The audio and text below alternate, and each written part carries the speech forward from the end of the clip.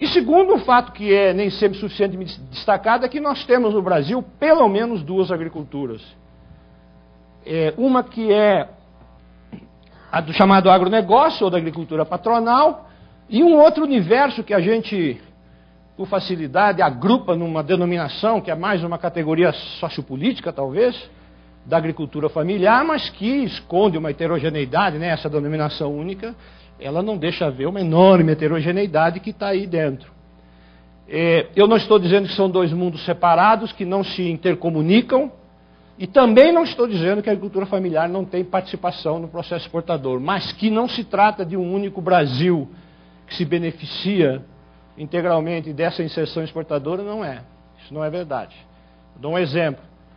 Quando nós estivemos negociando, isso o Conselho acompanhou, quando nós estivemos no meio da negociação da União Europeia com o Mercosul, uma negociação que não foi finalizada, tivesse o Brasil aceitado, tivesse o Brasil feito passar uma proposta que acabou não passando e o acordo acabou não se dando, de zerar a tarifa de importação de leite numa negociação com o maior produtor de lácteos do mundo subsidiado, em troca de alguns poucos percentuais de acesso ao mercado internacional, e nós teríamos adotado uma política de terra arrasada para um grande número de pequenos agricultores envolvidos no leite. Então isso é um exemplo para mostrar como que não é uma única agricultura que se beneficia.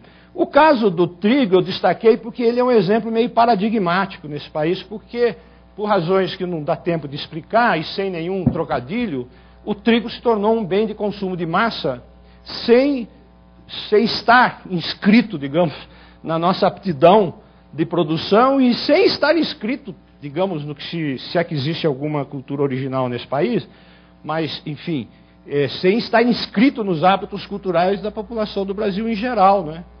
E se tornou, por razões que estão na história, na política econômica, na ação dos Estados Unidos, etc., mas a verdade é que ele é consumido do Oiapoque ao Chuí. E é um produto para o qual a gente não tem muita aptidão. Chegamos perto da autossuficiência em 86 ao custo de $1 bilhão no ano. Então, por mais que tenha feito, que a Embrapa, etc., o dado para 2008 é este. Eventualmente pode aumentar um pouco menos, mas é uma produção que mal chega a 50% da demanda. Então esse é um caso a ser destacado, né? Porque isso diz respeito à inserção. Este é um produto em que nós somos importador, né? E por fim, os instrumentos de regulação dos mercados e acesso aos alimentos. Eu tenho dito, lá no Conselho a gente tem discutido, acho que um dos aspectos mais graves da atual crise dos alimentos é o despreparo dos governos para enfrentá-las. 2 décadas depois de consenso de Washington, ajuste estrutural, liberalização, desregulamentação e tudo que a gente conhece, o que se nota é, num contexto de reconstrução de padrões de regulação nacional, poucos governantes que têm poder para isso e têm um mínimo de responsabilidade vão deixar a segurança alimentar do seu país ao sabor do que se passe, não é? Nós temos países, sobretudo no hemisfério sul, que ficaram 2 décadas desmontando os instrumentos que tinham, não é? O Brasil fez isto também, mas ele tem também, novamente, uma situação diferenciada, porque o Brasil tem um marco político institucional e tem competência estabelecida para reconstruir, não é? Desmontou o significado, qualquer significado de política pública, estou vendo o pessoal da Conab, das estruturas dos entrepostos. Viraram imobiliárias, agência de aluguel de stand, sem muita função de abastecimento, né, nesses últimos anos todos. Dá para reconstruir, até que a Conab até tem programas nessa área.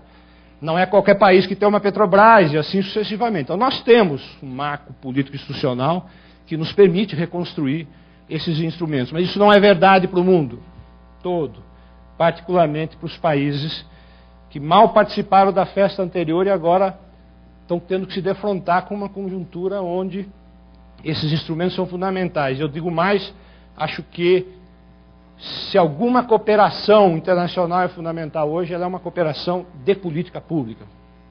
Uma cooperação na formulação de política pública, que é o que o Brasil faz. O Brasil tem feito bastante isso, aliás, felizmente, né? Em alguns programas nos quais a gente ganhou alguma competência. Antes de entrar no final, que são os desafios, falar um pouco sobre segurança alimentar e nutricional no Brasil, começando pela questão do enfoque. Quanto tempo eu tenho? 5? Eu avisei, né? Bom, eu passo rapidinho.